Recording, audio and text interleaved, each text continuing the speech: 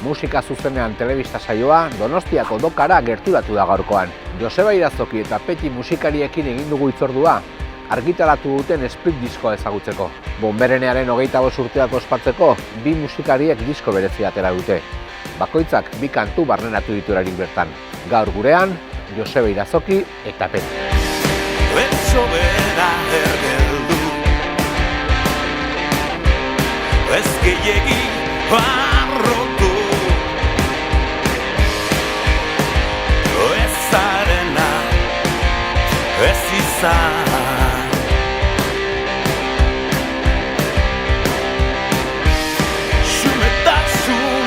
Bonbereneak egindako proposamen bati esker argitaratu da bi musikariak batu dituen diskoa.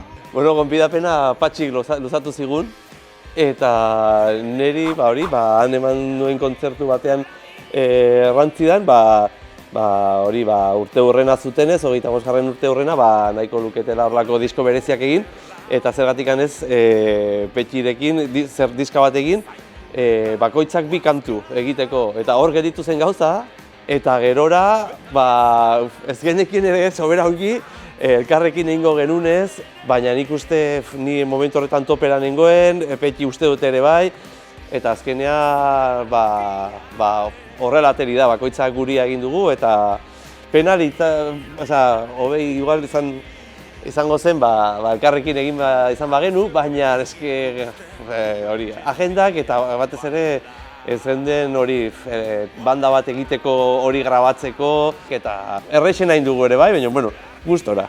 Joseba ohikoa dauka agenda beteta izatea. Nik kasu horretan, momentu horretan Iruñan nintzen bertzelan bat egiten eta gerran nahiko komplikatu izan zen biek elkarrekin zerbait egitea.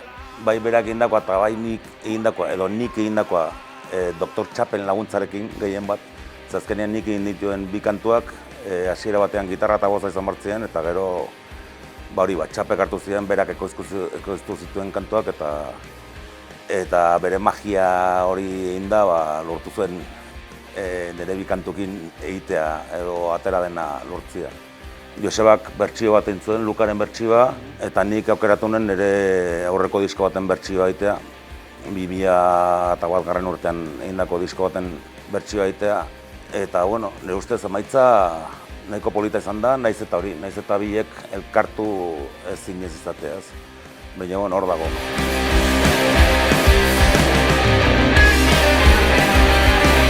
Petxik 20 aldiz jodu Bonberenean, eta zuzeneko diskoa grabatu ditu bertan. Joseba Irazokik berriz, 26 bider igo da agertoki gainera. Eta sarri pasa da Bonberoko estudiotik. Bai, erran bai. Bonbereakin gertatu dena, urtero behin jo dugu edo Josebaren kasuan segurazki urtean 2 edo 3 izanen du. Baina ni goratzen naiz, ni jo nuen lehenengo aldia Bonberenean izan zen 25 urte segurazki oainik kristalak izorratuta zeuden, eta erran beti dago hor gore bihotzetan eta beti saiatzen gara deitzen gaituzten bakoitzean han egoten, eta gero nik aparte hor 2 disko grabatu ditut, 2 zuzenekoak. Azkeneko diskoaren erdia ere han grabatu zen, Txapekin egin genuen, nasketak eta berak egin zuten. Eta Josebaren kasuan, ez dakitzen jendearekin jo ezaren duenan, baina pilaka fiko.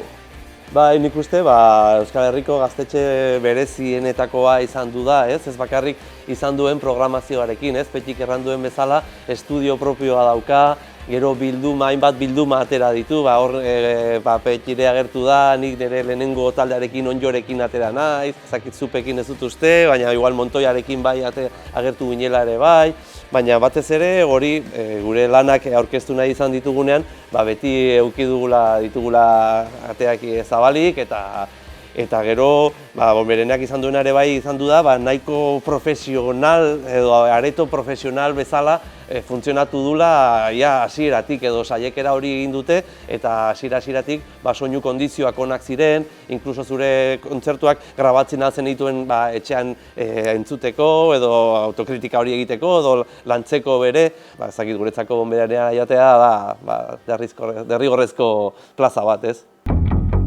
Naiz luka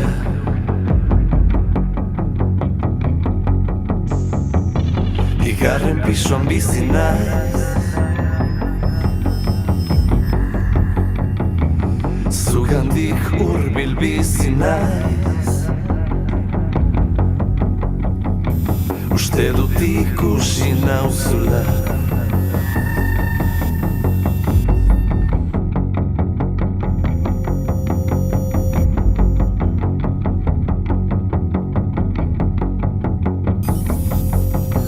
Musikari bakoitzak bi kantu sartu ditu diskoan.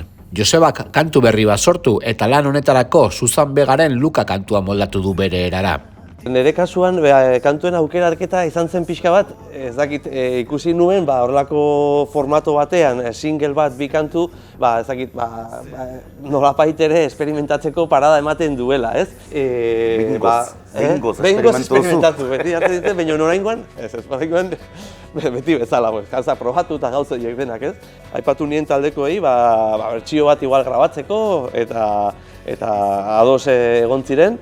Bertsioa Luka da, Susan Vegaren kantu baten bertsioa, berez haurren tratu txarren kontrako kantu bezala abestu zuen, nahiko ambiguoa, bere garaian jenteak aipatzen usten zuen beretaz edo solasten zuelako, baina ez printzipioz gero berak elkarrizketetan aipatu zuen hori zela kantuaren gaia.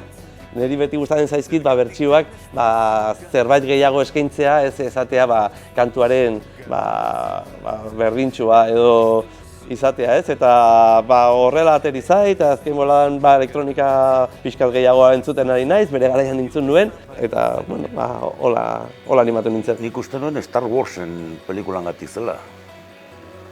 Luka Skywalker da. Ez. Egon ginen pentsatzen Dire Straitsen bertsio bat egiten, te lo prome.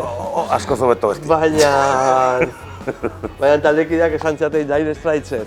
Eta kontraste hori bilatzea gustatzen zait. Lukaren kantu hori pila bat gustatzen zait. Dire Straits da hortera da bat, zagoz batzuk gustatzen zaizkit, baina hori gure formatura eramatea, ez dakit grazia egiten zidan eta erran bezala single formatu honetan horrelako gauzak esperimentatzeko balada ematen dute, ez? Gero bertze kantua azken aldia hori izan zen aurreko diskoko deskarte bat.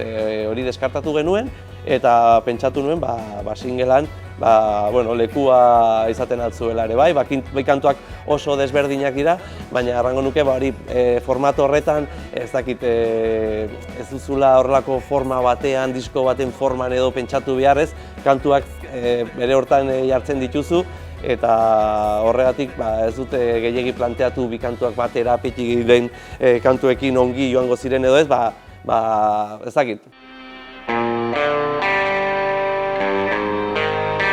Petik aldiz, Dirdira hori kantua berreskuratu du bere kantu zerrendatik, bizi berri bat emateko. Gainera, gerra bakoitzaren ondoren kantu berria grabatu du. Lehen epatu bezala Dirdira hori kantua nire aurreko disko akustiko batean egindako kantua da. Eta disko horrekin ez nintzen sobera gustora gelditu, bere momentuan. Eta beti gogoan izan dut diskori bergrabatzea edo behintzat han azaltzen ziren kantu batzuk berriz grabatzea bertzeikutu bat eman da, ez? Eta azkenean horretan lortu nuen hori. Pixkat kantu honetan lortu dutena izan da kantu akustiko lasai bat zena, pixkat indarra gehiago eman, lehen erran bezala txapen laguntzarekin, laguntza edo berak egin du ia gehiena, ni bozak eta gitarra sartu ditun eta bertze guztia berak egin du. Eta kantu berria enuena, gerra baten ondoren, hori Anagalarraga lagunak hitzabializean behin eta kriston gustora hartu nuen eta azkenean erabaki nuen aproposa izan entzela hor ere sartzia, agian aurretik egindako diskoetan edo gaiangatik edo dena delakoangatik ez zen sartzen. Orduan aproposa iduritzen hemen sartzia bertze kantu horrekin. Eta baitza nire ustez politia izan dela gehien bat hori, txapi, hemendik eskerrak eman ezkiotze, bera izan da magia hori sortu dena eta bera izan da ekoizle moduan eta kriston lan egin duenak bi kantu horiek. Bazterrena, hildakoz betetako gurdiak, igaro daitezen. Diseinu lan bitxia du vinilo eta CD formatuan argitaratu den lanak. Serafín de Sousa artistaren marrazki batzuetatik abiatu dira arte lana egiteko. Berriro ere, horrelako diskoak egitea, bere neakintzak bezalako zigilu independiente autokoiztu batekin ateratzeak ekartzen duena da, ez egotea presupuestorik, eta berriz ere, mesedeak eskatu ez nahi hori, ez? Eta, nik lan egin dut Ramon Zabalegikin haunitz, baina erraten nion patxiri, nik mesederik ez diot eskatu behar berriro Ramoni, eskatu dizkio bere garaian, eta orain nahiago dut, dirua dagonean deitzea, ez? Eta Petxiriera aipatu nien, Patxiri eta berari, bere egunean nire Zuhaltzara diskorako Tania de Sousak horla eskuzabal eskaini zizkian bere gurasoen, bere aitaren marrazki batzuk, ez? Nik eskatuta, nik ikusi nun Facebooken jarri zituela eta pila bat gustatzen zitzaizkidan, eta orduan Patxi eta Petxiri aipatu nien hori errexena horrelako etako marrazki batzuk erabiltzea, doainik nitulako, eta nik personalki gainera gustokoak nitulako, ez? Orduan, historia hori izan du da, ez? Serafín de Sousaren marrazkiarekin Odei Estebanek egin duen maketazioa, ez?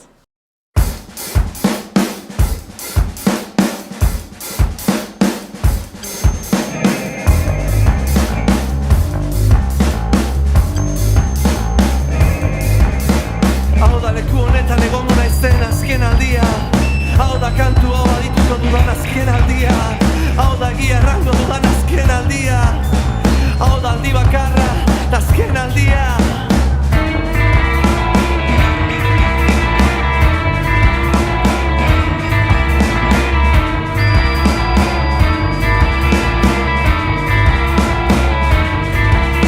Hau da giazkoa izango naizen azken aldia.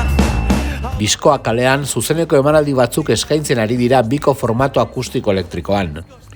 Diskoko kantuez gain, bi musikarien abestiak eta bertsio bereziak nagusi dira emanaldian. Egia erran Bonberon lehenengoak genuenean, iritsi ginenean, erabaki genuen zer egin behar genuen, beti bezala. Ez dakit konfiantza izanen den edo zergatik baino. Egiten ditugu Josebaren kantu batzuk, gero elkarrekin baten bat, nik ere nire kantu batzuk egiten ditugu, eta bukatzeko ere elkarrekin bukatzen dugu. Hori da, askatasuna, biek joaten garelako, nik bere repertoria ezagutzen dut, berak neria ezagutzen du, ez du jo, baina orduan, ez dakit... Ezagutu bai, jo. Ez hori, askatasun hori hartu dugu eta hori nahiko natural hartu dugu bira hori, azkenean oraingoz 4 kontzertu ditugu, ez dakit sobera gehiago ateratzen bada egingo dugu. Aurren bertze urtera emate ditugu elkarrekin, ez dugula ez da gauza finkatu beharrikan ere, ez? Nire ustez, gaur telefon hartu eta arratsaldean zein jendiago, hau edo bestia. Joseba nire repertorio osua ezagutzen du eta ni saiatzen naiz zerbait egiten berarekin. Eta nire ustez, beti izaren da aukera aldatzeko eta pixkat hori, ez? Kontzertu guztiak berdinak ez izatea ere izateke gaizki egonen. Diskografia oparoa batu du Joseba Irazokik bere musikabidean. Egun, musikari askoren alboan ikusi aldugu agertokian. Bere egitasmoa aurrera eramaten duen bitartean. Elkarrizketan aipatu duten bezala, joan den urtean nahiko topera ibili naiz, hori, Natxo Vegasen birako topean geunden, diskoa joan den urtean argitaratu genuelako, lagunekin, Gielekin ere bai, joan den urtea izan zen gure birako urtea, orduan, bi bira horiek aurten ja bukatzen joango dire, pixkanaka, orduan alde horretatik pixkata lasaiago aritu behar naiz kontzertuei dagokionez, baditugu kontzertu batzuk, baina puskat lasaiago, beharra daukat ere bai.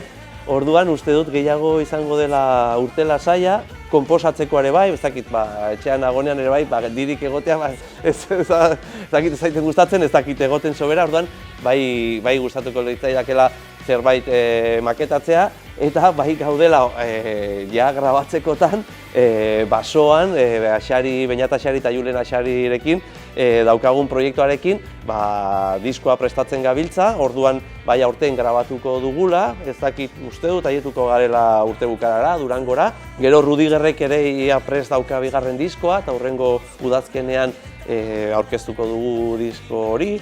Orduan, nik uste aurten izango dela hori, gure biren bukaera, eta gero udazkenean beste bi proiektu horiena, Basoan eta Rudigerrena, pixkat hasiko garela berriro, baina tartean lasaitasun pixkat. Estudioko 10 disko baino gehiago argitaratu ditu Petik, bakarka aritzen da. Banda formatuan etxeko uztarekin eta orkesta txikia lagun ere. Eta hainbat ekimen eta jaialdietan hartzen du parte, abeslari bezala. Azkeneko proiektuan sartu garena izan da pixkat Biderbos kolektiboa izan dena, nire Carlos Jimenez egindako kantu batzukin. Xabier Leteren kantuak, Imanolen kanturen bat ere dago, eta pixkat horretan pianoak eta bozak uztartzen duen lan bat izan da. Horrekin, gero ere Joseba eta etxeko guzta eta Balestenerekin ere Marlanegani omenaldi bat egin genion Bilboko kafeantzokian. Kontzerturen bat aterako da, hori egiteko ere bai.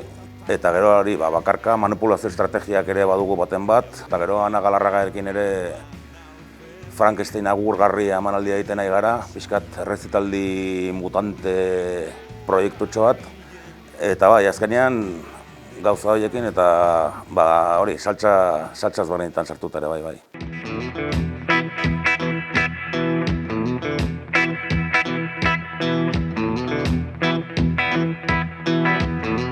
Ez dute lotzen bere soke, kantuta kontu isurtzen dire.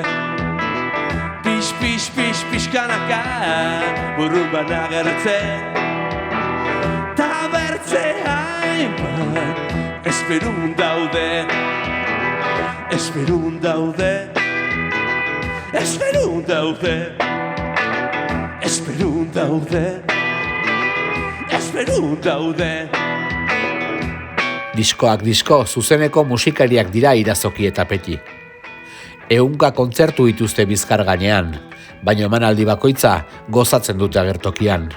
Bai, noski, ni zuzenekorik gabe azkenean musika egitea, ez dakit zentzu ondiri daukan, ez? Pixkat grabaketa guztiak eta zerbait grabatzen duzunean azkenean zuzentzen aurkezteko, eta hori gabe Joseba Urduri jartzen baldin bada etxean bakarrik onda edo deus egin gabe kontzertuak entzen badizkiozu, ez dakit nola honentzen.